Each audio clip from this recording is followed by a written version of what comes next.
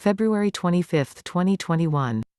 Medical school graduate sees nearly all of his $440,000 in student loans discharged. February 25, 2021. A medical graduate with more than $440,000 in student debt recently saw nearly 99% of his loans canceled by a bankruptcy court in California, highlighting the growing trend of certain student loans being dischargeable. Read more. Can you discharge student loans? Here's how one man did in a watershed bankruptcy case.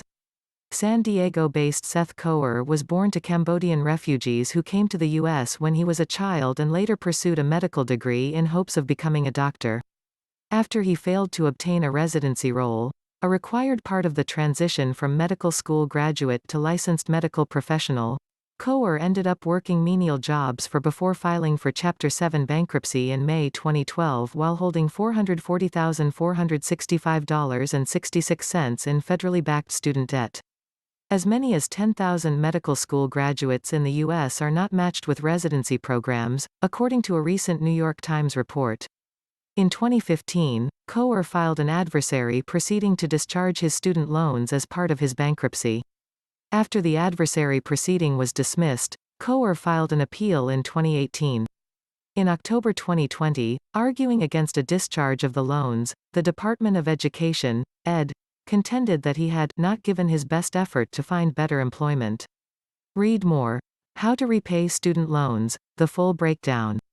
In December 2020, the U.S. Bankruptcy Court for the Southern District of California ruled in Coet's favor, granting a discharge of 98.9% of his debt balance, leaving him with $8,291.67 at an interest rate of 0.11%.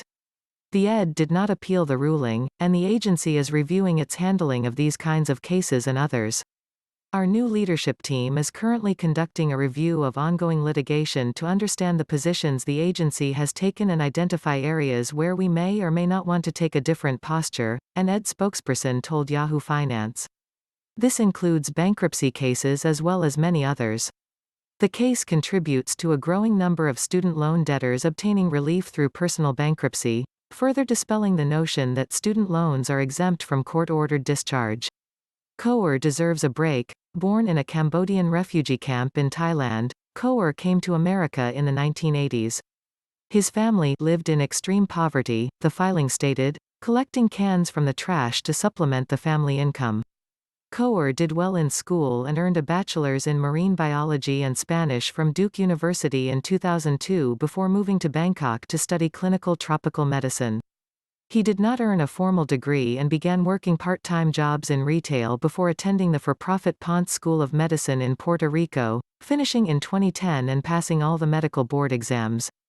However, over the next 5 years, Coer was unable to secure a residency placement. The loans he took to finance medical school, meanwhile, started coming due.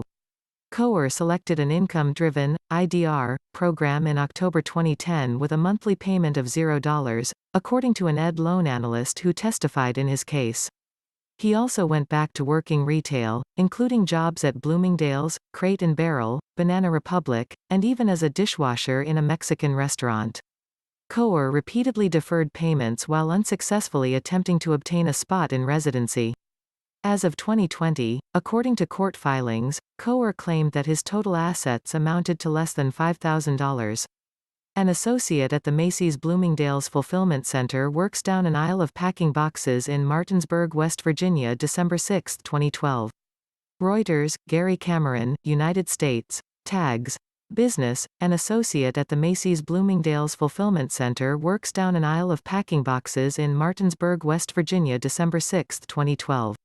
Reuters, Gary Cameron, United States, tags. Business, Mr. Coet's attorneys, Aaron Tiller and Brett Bodie, argued to the court that Coer had applied to 5,000 jobs after graduating from medical school, trying in different fields using his language skills and even working unpaid jobs at universities and other organizations to improve his resume while living in his parents' kitchen to avoid paying rent.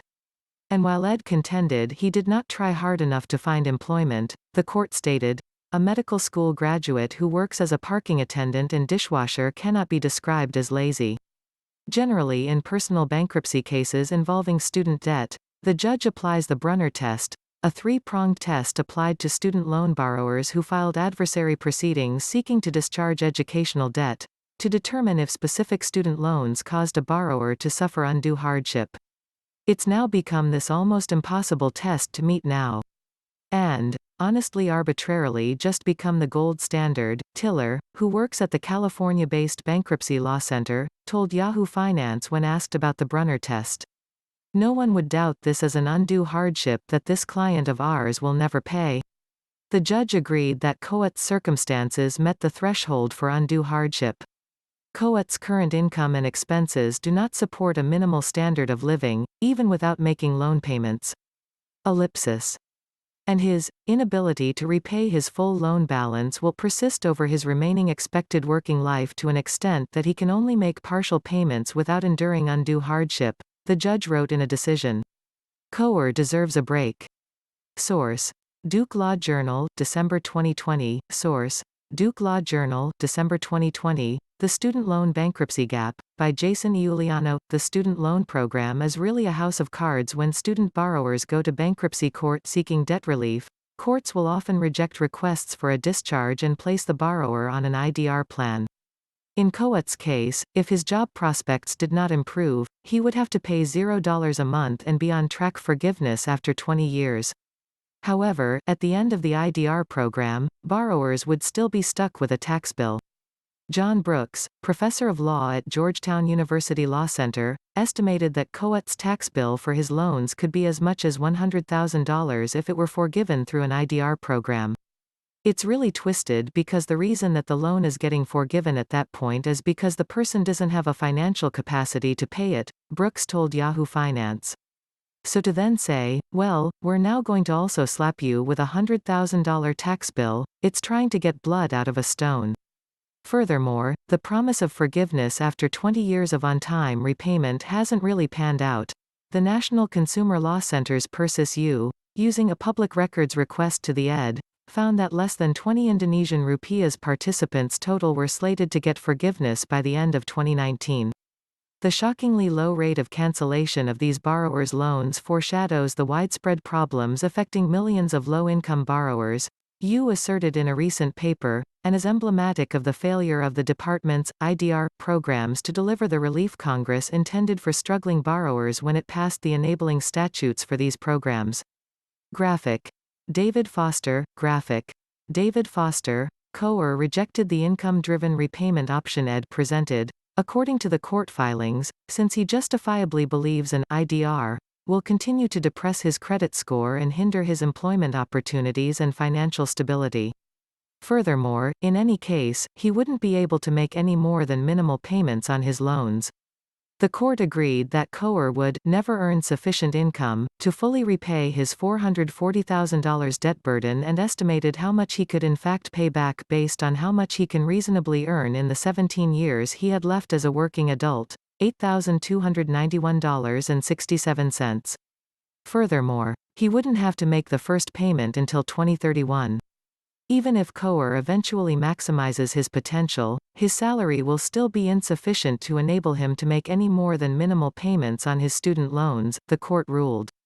Since Coer cannot in good faith be expected to pay more than he will ever afford without suffering an undue hardship, the student loan balance he cannot pay will be discharged and he will be required to pay the rest. Jason Iuliano, an assistant professor of law at Villanova University and an expert on bankruptcy who co-founded student debt startup Lexria, told Yahoo Finance that the court's response seems to be part of a broader trend of courts recognizing that IDR plans, and the inevitable tax bill, are sometimes not a viable solution for debtors. Consequently, as more student debt is discharged through personal bankruptcy proceedings, a fundamental part of the U.S. student loan system is being challenged. The student loan program is really a house of cards, Richard Fossey, a professor at the University of Louisiana at Lafayette, told Yahoo Finance. And if the bankruptcy courts loosened the standard and started discharging this debt, the whole house of cards would unravel. It would be the end of a program that higher education institutions now rely on.